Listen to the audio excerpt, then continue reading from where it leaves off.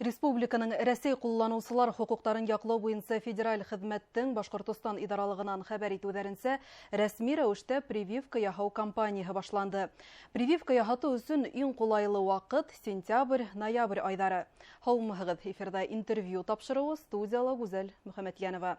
Прививка яһатуның мөһимлеге, мизгел авыруларынан һаклану һәм профилактик саралар турында студиябыз кунагы Йогышлы авырулар республика клиник дәваханаһы табибы Зәлифә Юсупова менән әңгәмәләшәбез. Зәлифә Мөхәммәтовна, һаумыгыз. Һаумыгыз. Медицина учрежденияларына гриппка каршы вакциналарның тәүге партиясы килтерелде. Нинди вакциналар турында һүз бара? Беренчән ел хайын эпидемиологлар, табиблар үзләренең тикшерүне үткәрәләр һәм үзләренең фаразлар эшләйләр. Ниндәй грипптың төрен без быел баш күтәрүен көтәбез. Һәм шул фаразларга ярашлы вакциналар эшләтелә. Минем белүемчә, быел безнең медицина учрежденияларга Ультрикс, Флю-М һәм Совет грипптән вакциналар итештерелде әле дәмәлдә. Һәм был реклама түгел, әмма кешеләр белергә тиештер. Шул вакциналар һәйбәт һәм улар ел хайын үҙгәреп торалар, эпидемиологик ситуацияга тарата. Вакцинацияга алдан язылу мотлакмы һәм ул түләүлеме? Вакцина эшләтү алданнан мотлак үзебезнең табибка барып күренергә. Һәм тикшерүне үтәрдә. Әгәр дә һезнең табибыгыз рөхсәт бирә икән вакцина эшләтергә, вакцина түләүһез. Мәктәптәрдә уку елы башланып кына тора. Әйтәйек, 10 көн эчендә балалар арасында авыручылар саны көндән-көн арта гына. Сир нисек юга һәм сәбәп нимәлә? Без бұл ситуациялар әлеге вакытта безнең республикалар грипп күзәтелмәй һәм теркәлмәдән. Без грипп сезонын әзренә һун карап көтәбез. Әлеге вакытта безнең вакцинация кампаниясы гына башланып тора. Гриппты без рәземдесә ел хайын ноябрь, декабрь айларында көтәбез. Бұл эпидсезонын баш күтәрелүен.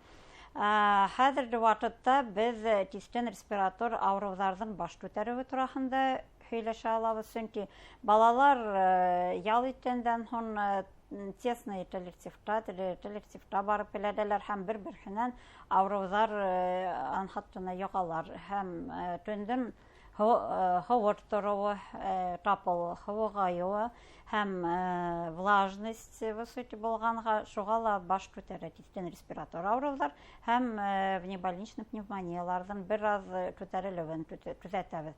Һәм электә һөйләй торган вакыты менән COVID-19 рәземле респиратор авырулар һәм эпидсезондар менән баш күтәреп торасар дип.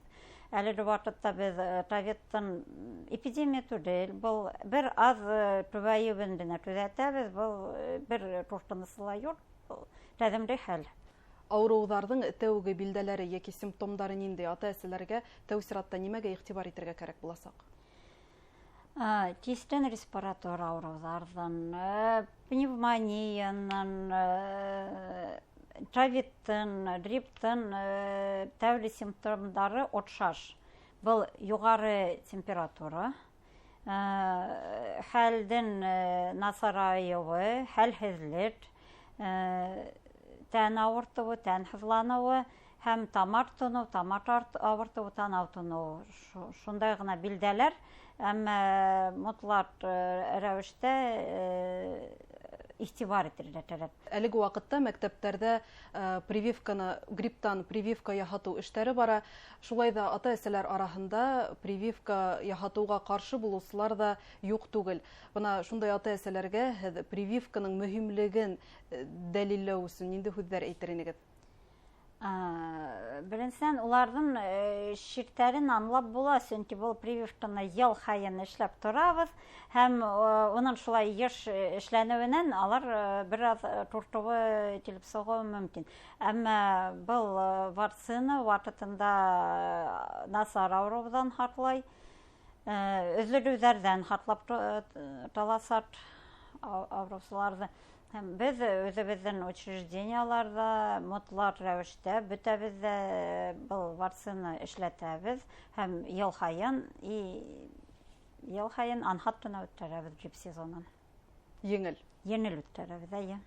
Әсирді вақытында дауламағанда ниндей эҙемтәләргә килтереү ихтимал?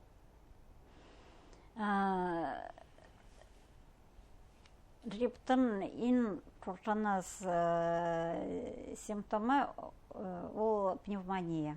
Һәм пневмонияның бір түрі бар, острый респираторный дистресс синдром.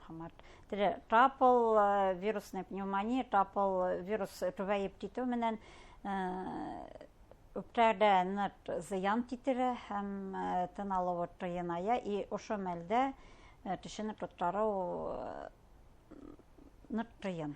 Ауырға тура килә. Һәм особенно иммунитеты ныт булган кешеләрдә бынан хатланмагандар. Шуға күрә вакытында вакцина эшләтеүе мөһим. Коронавирустың стратус дигән яңы штаммы таралу турасында хәбәр итәләр. Борсуларга урын бармы? Әлеге вакытта без коронавирустың тәдимле тиктән респиратор авырулар һәм рәвешенә төсеүен күзәтәбез шикелле. Һәм улар үзләреп торалар, живой организм, гендары үзләреп тора, антигендары үзләреп тора. Иммунитеттан үзен хатлап алырга тырыша бу вирус. Һәм шуға күрә һәрбер килеп сырттан исемдән куркырга кирәкмәй. Давалау ысулдары билдәле. Һәм уже 5 ел буе без бу коронавирус менән яшәйбез. 5 ел буе давалау ысулдары тикшеренү үткән. Һәм табиблар уже белемле, куркырга бер урыны ла юк. Прививканы тәү сиратта кемдәр эшләтергә бурыслы? Гриппка каршы прививканы беренчедән иммунитеттары түбән олы яшьтәге кешеләр, шәкәр диабеты менән авыручылар, шундай группалар эшләтергә тиеш. Икенче группа ул балалар. Бала барсахына йөрүдән, мәктәптә йөрүдән тыгыз коллективтарга булган балаларга тоже мотлак эшләтәбез. Прививкаларны мәктәптәр буйлап табиблар эшләп йөриләр. Һәм теше менән тыгыз контактта булган ул хатусылар, сфера обслуживания эшләгән кешеләр. Һәм әлбәттә медицинский учрежденияларда эшләгән табиблар, медперсонал тоже шул вакцинаны эшләтәләр. Бына прививканы эшләтер алдынан ниндәй сараларны үтәргә кирәк? Табибка мөрәҗәгать итеп, табибтан осмотрдан һуң табиб рөхсәт бирә.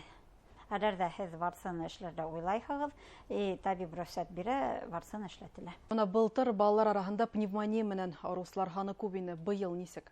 Ысынлап та былтыр пневмониялар менән авыручылар саны күп иде, әмма быел да авыручылар осрай. Пневмония бит насар авыру, сөнки үпкәлә гомумән инфекция булмаска тиеш. Пневмония ул иммунитеттың түбәнәюе менән, төшүе менән инфекция, бактерия булмаган ердә бактерия үрси башлай. Һәм бу иң тыйын элемтәләр өзләргә китерә ала. Шулай ук сепсис һәм таныга килеп эләгү, югары температура балала тора икән, әгәр дә үзегездән насар итеп үзегезне тоясагыз, югары температура менән авырыйсагыз, табибка мөрәҗәгать итү мотлак.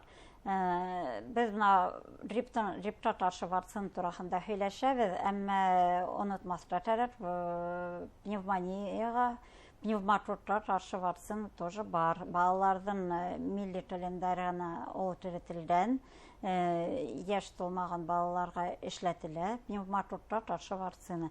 Әгәр дә һезнең хроник үпкә авырулары бар икән, әгәр дә һезнең иммунитетыгыз түбән һәм без пневмонияны үткәргән кешеләрдә лә тәрҗим итәбез, 1-3 ай үткәч пневмоторга каршы вакцина эшләтәбез. Һәм профилактик саралар турасында ла әйтеп үтәйек, нинди витаминдар эшләргә кирәк? Бұл профилактик саралары бит ябай ел хайын оны үтеп йөрөйбез һәм травит башланганда без буларны нык һәйбәт итеп үтәнек. Эш витаминдарда гына түгел. Эш